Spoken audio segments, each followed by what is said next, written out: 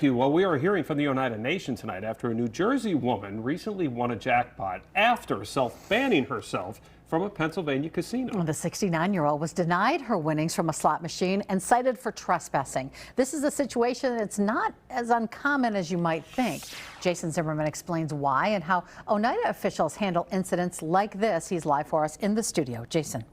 Tammy, similar incidents have taken place at Oneida Casino and Hotel, but never was somebody winning a big jackpot after self-banning or being banned by their staff because of a problem.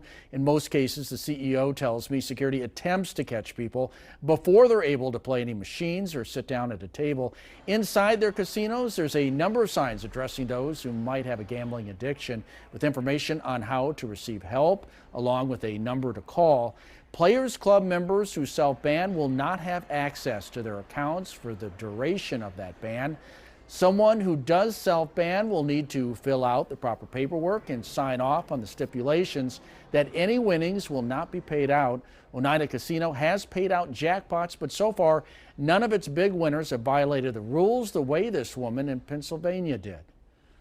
We have people that will win jackpots here while they're banned, and the same thing would happen here, is that we would not allow them to get paid that jackpot. A majority of the time, our systems are capable of identifying those people when they drive onto the property, so that we're able to stop them at the door. It's estimated that roughly 333,000 people suffer from some sort of gambling addiction just in the state. Most carry an average debt of $45,000 to $58,000. You can hear more about this tonight at 10, plus my interview with a member of the Wisconsin Council on Problem Gambling. Chris, back to you.